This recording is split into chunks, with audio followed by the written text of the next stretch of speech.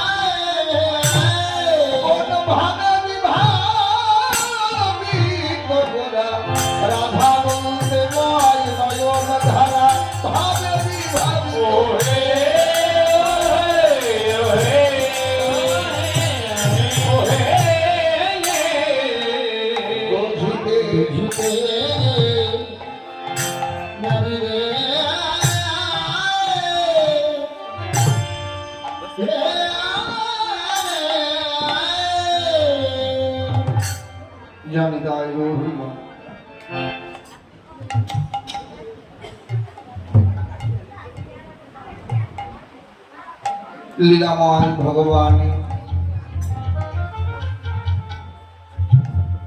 অপ্রাকৃত মধুরাতি মধুর লীলামাধুরী স্মরণ।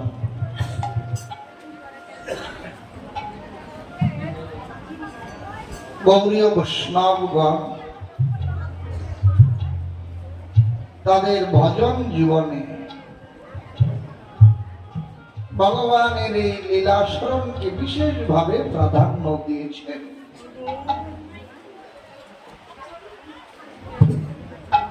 আপনারা জানেন, ঠাকুর মহাশয় বললেন, মহাজনের যেই পথ তাতে হব অনুরত, পূর্বাপর করিয়া বিচার, সাধন শরণ লীলা, ইহাতে না করো হেলা, কাই মনে করিও সুখা।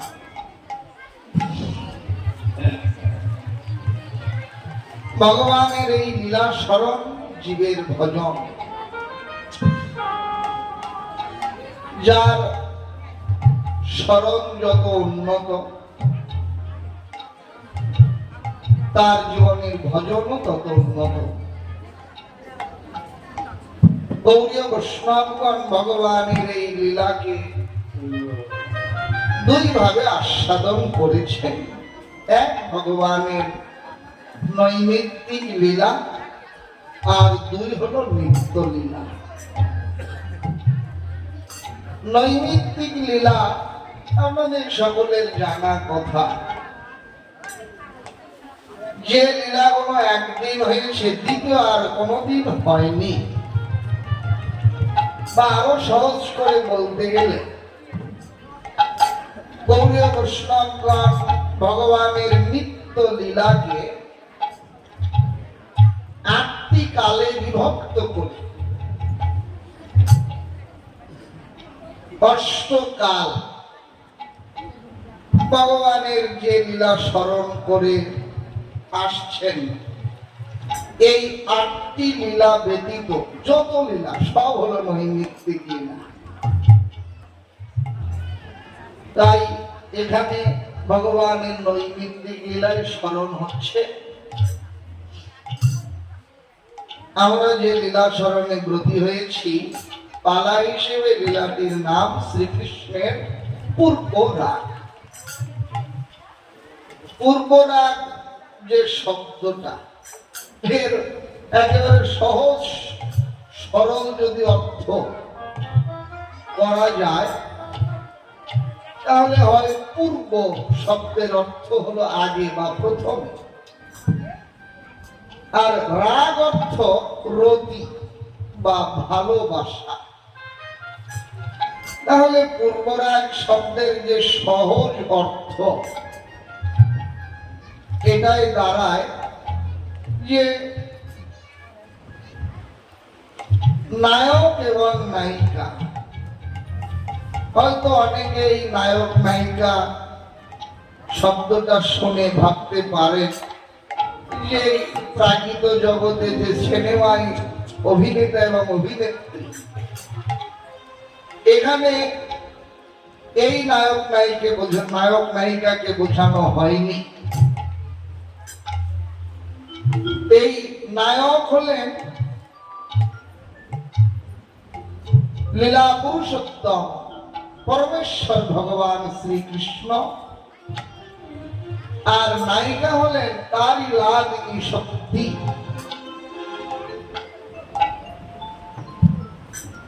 শ্রীমতী রাধা রানী।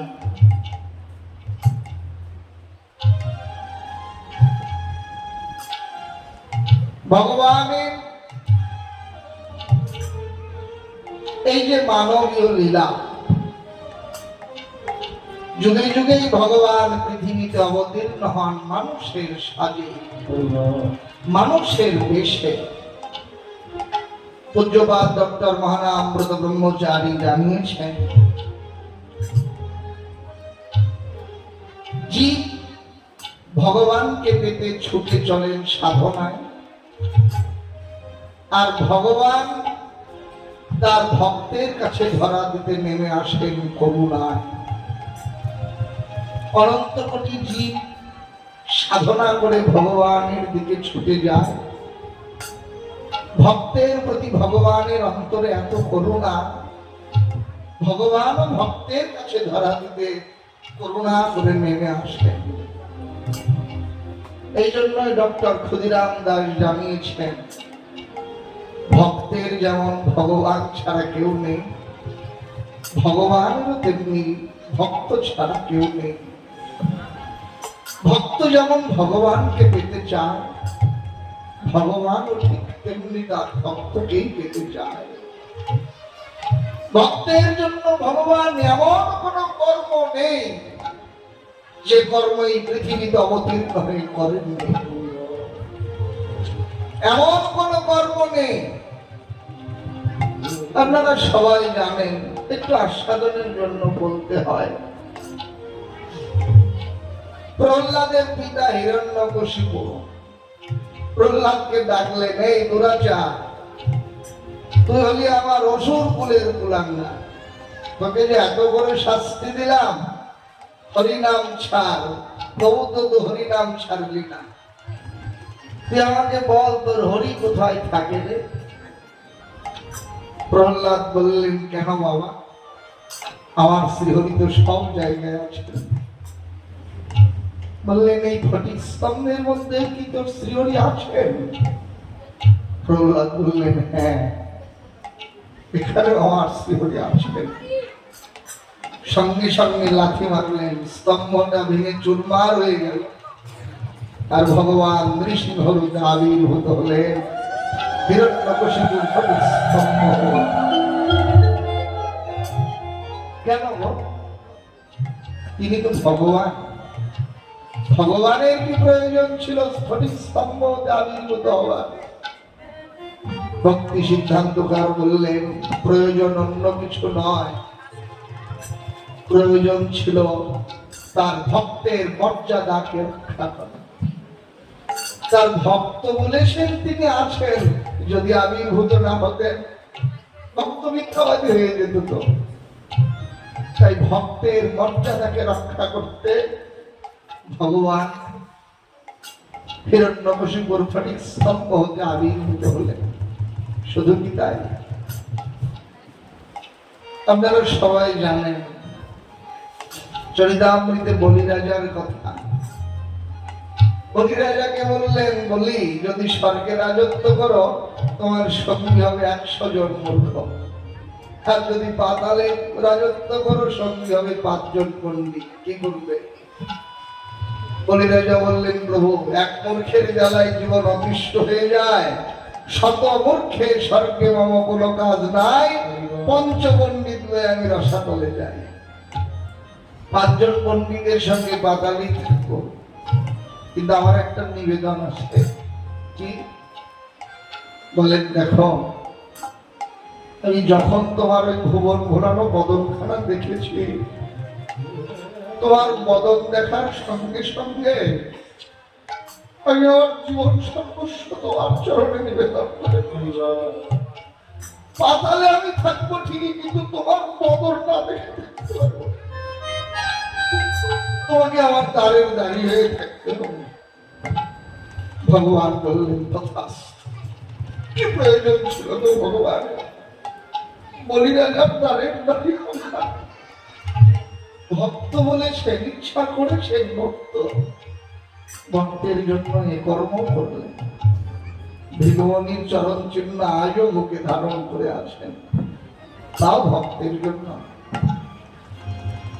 আপনারা সবাই জানেন নন্দ মহারাজার কথা। গাভী দহন লীলায় নন্দ মহারাজ সকালবেলা 2 ভাইকে ডেকেছিলেন, কৃষ্ণ বলরামকে, বলায়, ও গোপাল, এদিকে আয় শোন। গুরুজনেরা বলে যে অমাবস্যা যদি কারো শেখা থাকে রে, তাহলে তার অসময়ে 2 ভাতের অভাব হয় না। গোপাল, আমরা জাতিতে গোয়ালা, আমাদের জাত ব্যবসা গোদহন, গোচারণ। আমারও বয়স হয়ে গেছে, কোন দিন যে প্রাণটা যায়। আমি লক্ষ্য করেছি তোরা 2 ভাই গোচারণের কাজ ভালোই শিখে গেছিস, চল আজকে বাথানে নিয়ে গিয়ে তোদেরকে দহন কর্ম শিখিয়ে দেই, কেমন করে দহন করতে হয়। বলরামকে ডেকে বললেন, ও বলায়, এই যে দহনের ভাণ্ডটা মাটির তৈরি, তো ভাণ্ডটা তুই নে। ওবার আমার তোদের শিশু, ভাণ্ডের ভার কি বলতে পারবে রে? আর যে বড় তাকে তো বড় কাজটাই করতে হয়। বলায়, ভাণ্ডটা তুই নে। বলরামের হাতে ভাণ্ডটা তুলে দিয়ে কি করলে, নিজের চরণের পাদুকা জোড়া খুলে ভগবানের হাতে দিলেন। গোপাল, তুই আমার পায়ের পাদুকা জোড়া নেব। সামান্য দুটো পাদুকা প্রভু ইচ্ছা করলে এক হাতে নিতে পারতেন, দু হাতে দুটো পাদুকা নেওয়া যেত, দুটো কাঁধে করেও নিতে পারতেন। নন্দগোয়াল আর পাদুকা হাতে খুলে দেওয়ার সঙ্গে সঙ্গে পাদুকা একেবারে মাথায় তুলে দিলেন। নন্দগোয়াল আর আগে আগে পাদুকা নিয়ে মাথানে গেলেন। ভক্তের জন্য ভগবান এই কর্ম করেছেন। কেনা জানেন গীতার অর্জুন মিশ্রের কথা, নিজের কাঁধে করে ভার বাড়িতে বহন করে দিয়ে এসেছে। নিজে ভক্তের রথের সারথি হয়ে রথ চালিয়ে দিয়েছেন ভগবান। শুধু কি তাই, চরিতামৃত হরিদাস নির্জান লীলার কথা সবাই জানেন।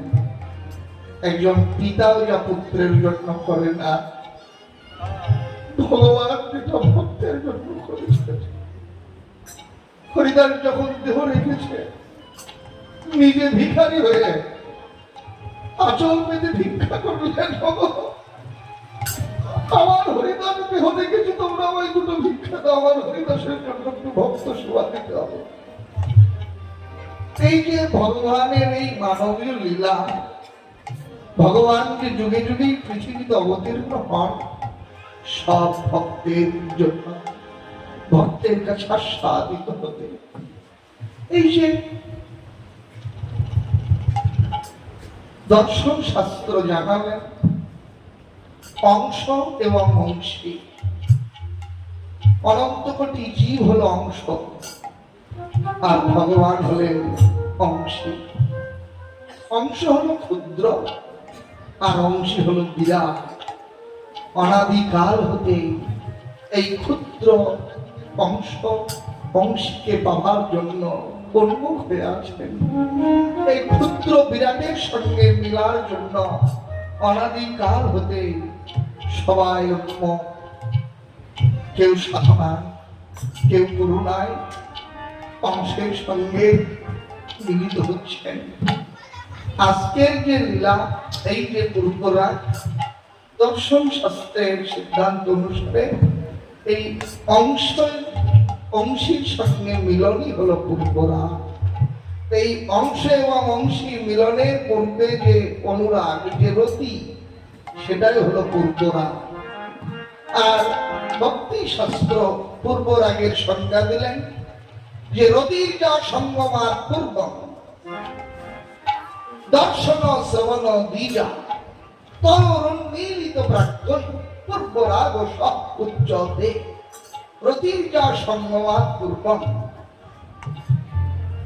নায়ক এবং নায়িকার সঙ্গ মিলনের পূর্বে যে একে অপরের অন্তরে রতি বা ভালোবাসা জন্মায়, এটা কোথা থেকে? দর্শন শ্রবণ দ্বিজা। দর্শন এবং শ্রবণ এই দুই ভাবে এই রতির উৎপত্তি হয়, এই ভালোবাসার উৎপত্তি হয়। তাহলে পূর্বরাগকে বৈষ্ণব কবিগণ প্রথমত দুই ভাগই ভাগ করেছেন। এক দর্শনজাত পূর্বরাগ, দুই শ্রবণজাত পূর্বরাগ। এই শ্রবণজাত পূর্বরাগ আবার 5 প্রকার। পূর্বরাগের 5টি ভাগ শ্রবণজাত পূর্বরাগে। এক বংশীধ্বনি শ্রবণ, সখীগণের মুখে শ্রবণ, ভাটের মুখে নাম শ্রবণ, গুণীজনের মুখে শ্রবণ এবং বন্দীজনের মুখে শ্রবণ। এই 5 প্রকার শ্রবণজাত পূর্বরাগের ভেদ। আর দর্শনজাত পূর্বরাগ 3 ভাগে বিভক্ত। এক চিত্রপটে দর্শন, 2 স্বপ্নে দর্শন আর 3 সাক্ষাৎ দর্শন। এই সর্বমোট 8 প্রকারের পূর্বরাগের পর্যায় বৈষ্ণব কবিরা সাধন করেছেন। সুধী ভক্তবৃন্দ, এর মধ্যে নায়ক এবং নায়িকার পূর্বরাগ আলোচনা করতে গিয়ে বৈষ্ণব কবিগণ রসশাস্ত্র বিচার করে বললেন, নায়কের চেয়ে নায়িকার মন অত্যন্ত কোমল হয়তো, এই জন্য পূর্বরাগ স্মরণের ক্ষেত্রে নায়কের পূর্বরাগের আগেই নায়িকার পূর্বরাগ স্মরণ করা হয়। যেহেতু নায়কের চেয়ে নায়িকার মনটা অত্যন্ত কোমল, এই জন্য নায়িকার পূর্বরাগকে বিশেষ প্রাধান্য দিয়ে প্রথমে নায়িকার পূর্বরাগ স্মরণ হয়। এখন এই রাধারানীর পূর্বরাগের আবার 10টি দশা, লালসা, উদ্বেগ, জাগরজা, ক্ষীণতাঙ্গ, মোহ, ব্যাধি, উন্মাদনা, এইভাবে মৃত্যু দশা পর্যন্ত 10টি দশা বৈষ্ণব কবিরা আস্বাদন করেছেন। তো যাক সুধী ভক্তবৃন্দ, এখন আমরা শ্রীকৃষ্ণের পূর্বরাগের কিছু পর্যায় আলোচনা হবে। সকলের চরণে অপরাধের ক্ষমা চেয়ে আমরা লীলা স্মরণে ব্রতী হই। সেই লীলা গৌর চন্দ্রিকা, নীরদ নয়নে নিরভনে সিঞ্চনে গৌর সুন্দর। হঠাৎ রাধা বলে খাচ্ছেন রাধা রাধা বলে। তবে বাহিরের এই ভাব লক্ষণীয় হলেও তত্ত্বজ্ঞ বললেন, গৌরাঙ্গের যে অন্তরের ভাব, সে ভাব বোঝাতো যায় না।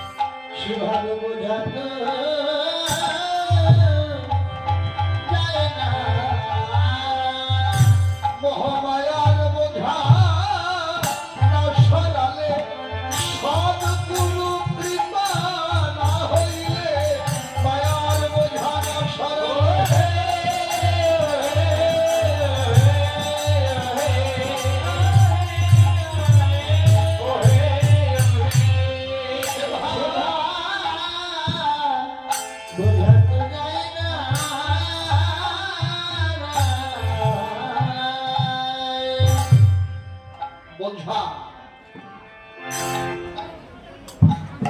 পূজ্যপাদ ডক্টর মহানামৃত ব্রহ্মচারী তিনি তার গৌর কথা নামক গ্রন্থে বললেন, একটা হলো অনুমিতি আর একটা হলো অনুভূতি। অনুমিতি শব্দের অর্থ হলো অনুমান, আর অনুভূতি হলো অনুভব। অনুমান সবাই করতে পারে, কিন্তু অনুভব সকলের আসে না। অনুমান 1,00,000 জন থাকলে সবার অনুমান হবে, কিন্তু 1,00,000 জনের মধ্যে 10 জনের যে অনুভব হবে এটা জোর দিয়ে বলা যায় না। যেমন একজন বাবা তার সন্তানকে যখন বুকে ধরে সন্তানটাকে আদর সোহাগ করে, এটা যদি 1,00,000 জন দূর থেকে দেখে, সবাই এই দৃশ্য দেখে অনুমান করবে যে একজন বাবা তার ছেলেকে আদর সোহাগ করছে। কিন্তু ছেলেকে বুকে জড়িয়ে একজন বৎসল পিতা যখন পুত্রকে আদর স্নেহ করে, ওই পিতার অন্তরে যে কত সুখ, কত আনন্দ, এইটা কি দূর থেকে দেখে কে অনুভব করতে পারবে? বোধহয় পারবে না, অনুমান হবে। তবে হ্যাঁ, এই বাৎসল্য প্রেমের যে সুখ, এটা অনুভব হবে কার? যিনি বা যারা একজন বৎসল পিতা, যেমন তেমন পিতা নয়। যদি ভক্তি শাস্ত্রের ভাষায় বলা যায়, হিরণ্যকশিপুর মতো পিতা না, যে পুত্রকে কত করে শাস্তি দিয়েছেন, শরীরে পাথর বেঁধে পাহাড়ের চূড়া থেকে সাগরে নিক্ষেপ করলেন নিজের পুত্রকে, পাগলা হাতির পায়ের গলায় ফেলে দিলেন, সর্পের গুহার মধ্যে ফেলে দিলেন প্রহ্লাদকে, কালকুট গরম বিষ পান করালেন, আগুনে নিক্ষেপ করলেন, এও পিতা। আবার রাজা দশরথ একজন পিতা। দশরথ যে পুত্রবৎসল, আপনারা সবাই জানেন যে রাজা দশরথের যখন প্রাণ যায়, দশরথ প্রাণ যাওয়ার সময় হারাম হারাম না উচ্চারণ করতে করতে প্রাণ ত্যাগ করলেন। তাহলে এইরকম পুত্র বৎসল যে পিতা, সে অনুভব করতে পারে পুত্রকে বুকে ধরে আদর্শে করলে কত সুখ। তত্ত্বজ্ঞ বললেন ঠিক তেমনি যারা ভগবানকেও তাদের প্রাণ অপেক্ষা বড় ভালোবাসেন, ভগবানই যাদের জীবন সর্বস্ব, ভগবান যাদের প্রাণ, এই অনন্ত কোটি বিশ্ব ব্রহ্মাণ্ডে সমস্ত সুখ ঐশ্বর্য একদিকে, আর একদিকে ভগবানের রাঙা চরণ যুগল।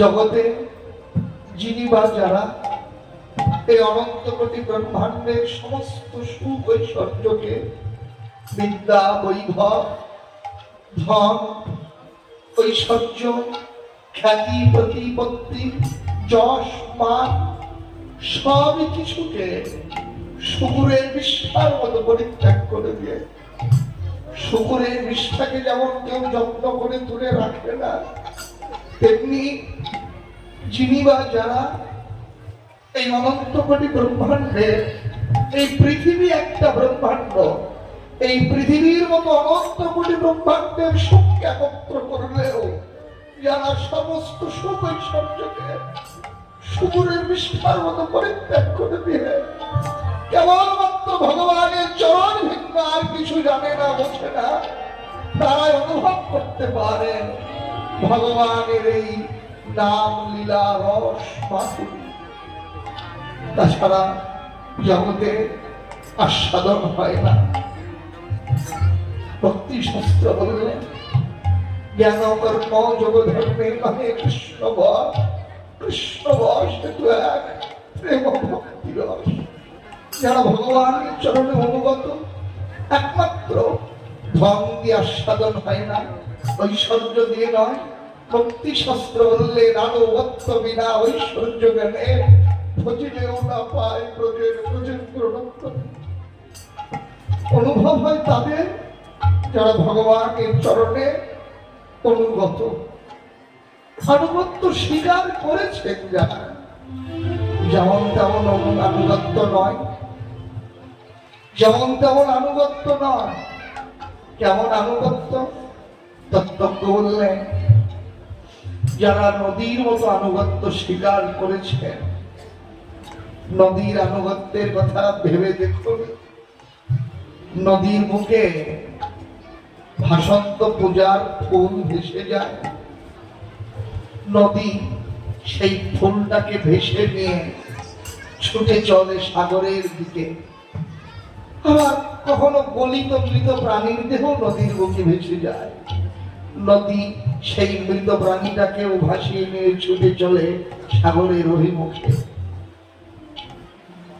নদীর স্রোত তরঙ্গ উন্মাদনা সব একাকার করে নিয়ে নদী ছুটে চলে সাগরের দিকে। নদী চলতে চলতে যেদিন সাগরের কাছে পৌঁছে যায়, সেদিন কি নিজের মুখের ভেসে যাওয়া পূজার ফুল কাছে রেখে দিয়ে শুধু গলিত প্রাণী সাগরকে দিয়ে দেয়? তা তো করে না। নদীর মুখে যা থাকে, ভাসন্ত পূজার ফুল থাক, গলিত মৃতদেহ থাক, স্রোত তরঙ্গ উন্মাদনা সব একাকার করে নদী সাগরকে দিয়ে নিজেও নদী সাগরের সাথে মিশে একাকার হয়ে যায়। তত্ত্বজ্ঞ বললেন ঠিক নদীর মতো জগতে জীবিকা যারা জীবনের সব একাকার করে, ভালো মন্দ, সুখ দুঃখ, পাওয়া হারানো, আনন্দ বেদনা, হাসি কান্না, মিলন বিরহ, জীবনের সব একাকার করে যারা গৌর চরণে নিবেদন করে দিয়েছেন, একবার যারা সব সপে গৌর চরণে এমন আত্মনিবেদন করেছেন, বলেন আমি তোমার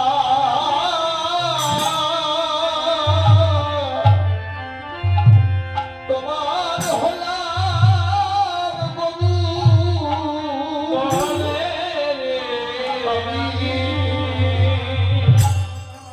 আমি তোমার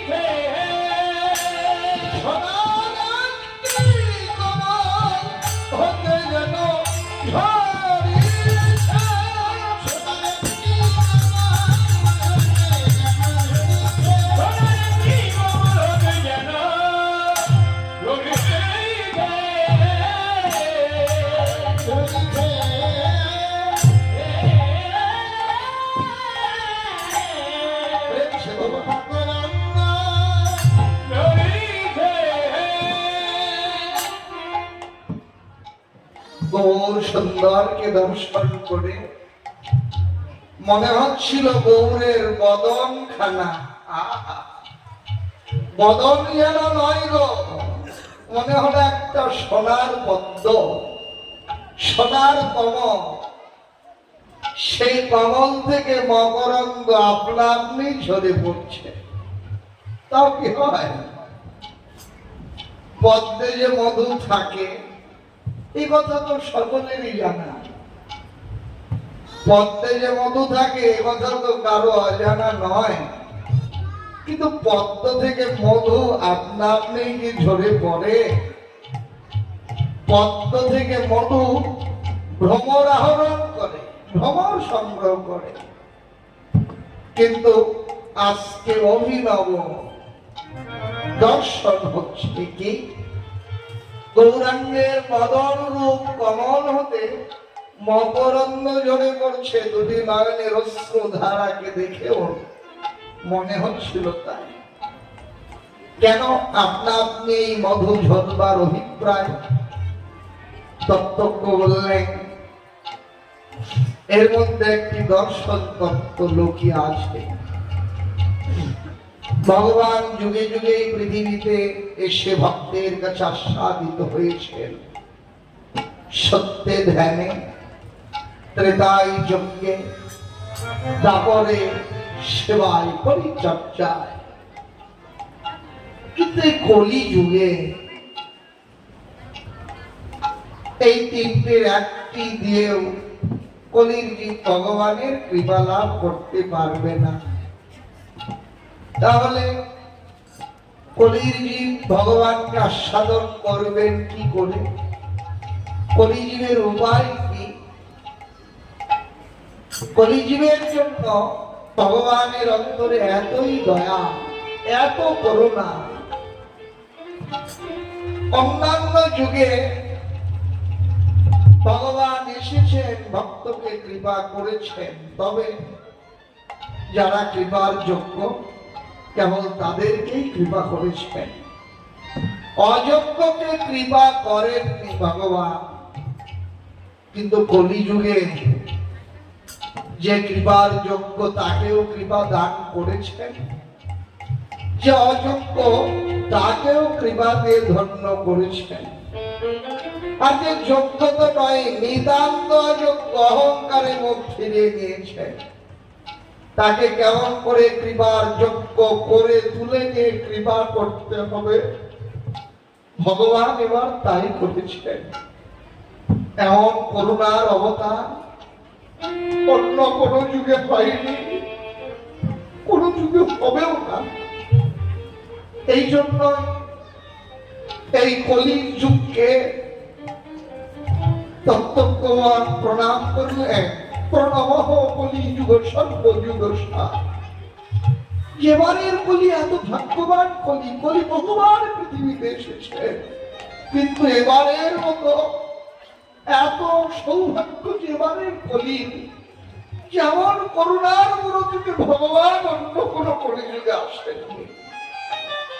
একেবারে সাক্ষাৎ করুণায় অবতীর্ণ করল, এত করুণার মূর্তিতে এসেছে সবাইকে নির্বিশেষ কৃপা করতে প্রতিজ্ঞা করেছেন, কাউকে তার কৃপা থেকে বঞ্চিত করবেন না, সবাই যেন তার কৃপা পেয়ে ধন্য হয়।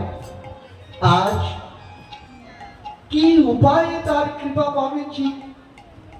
অত্যন্ত সহজ উপায় এনে দিলেন কলির জীবের জন্য। উপায় কি? কলিজীবের না সে ভজন, না সে সাধন, না সে ভগবানের প্রতি বিশ্বাস। এই পাশবিক আচরিত কলিজীবের জন্য ভগবান করুণা করে এনেছেন এই প্রেম। এই যে প্রেম রূপ মকরন্দ ঝরে পড়ছে, গৌর সুন্দর তাই কাঁদছেন অনন্ত কলি জীবকে কৃপা করবার জন্য। প্রস্তাব কবি তাই তিনি জানিয়েছেন, কি দেখিল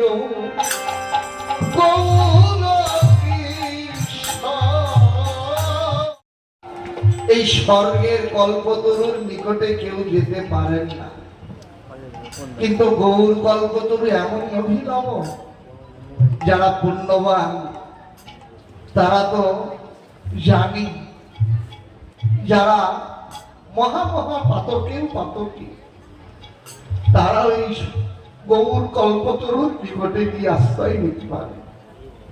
দুই, স্বর্গের কল্পতরু অচল, এক জায়গায় দাঁড়িয়ে থাকে,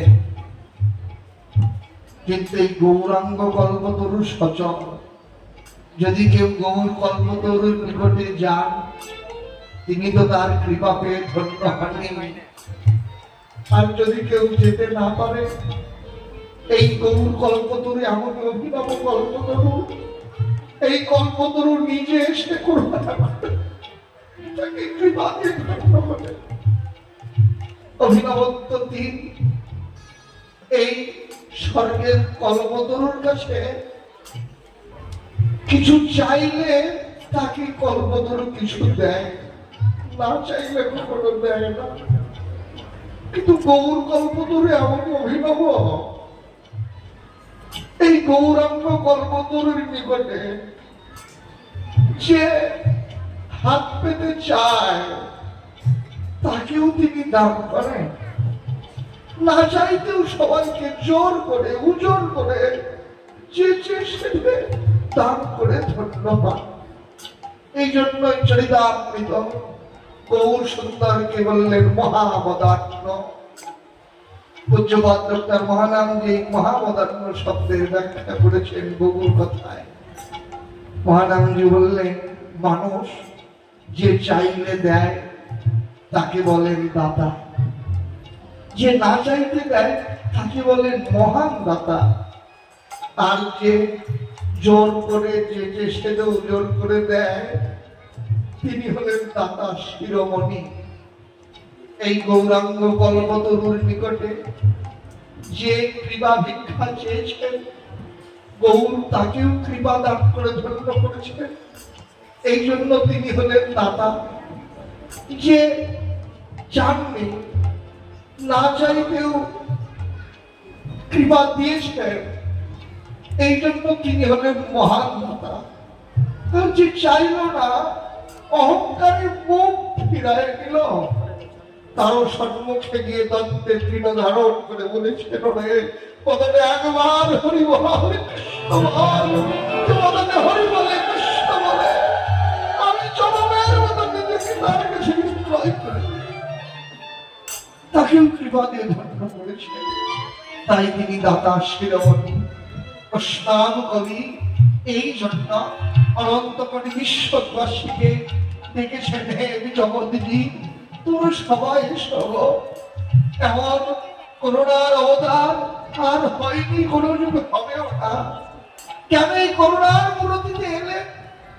অনন্ত কোটি জীবকে যা কোনো যুগে দেননি, এই কলি যুগে সেই কৃপা দিতে এই বৈষ্ণব কবি জানালে যে অবিরত প্রেম রতন ফল বিতর, অবিরত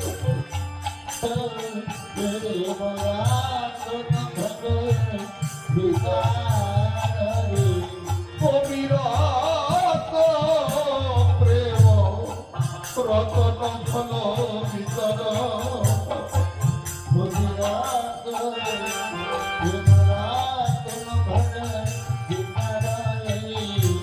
অখিল মনোরথ পুর অখিল মনোরথ পুরা। বলেন এবার কাউকে বাকি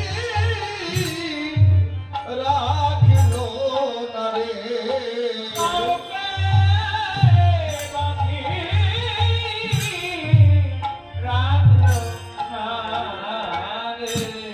এবার কাউকে বাকি রাখিল না রে, এবার কাউকে বাকি রাখলো না রে।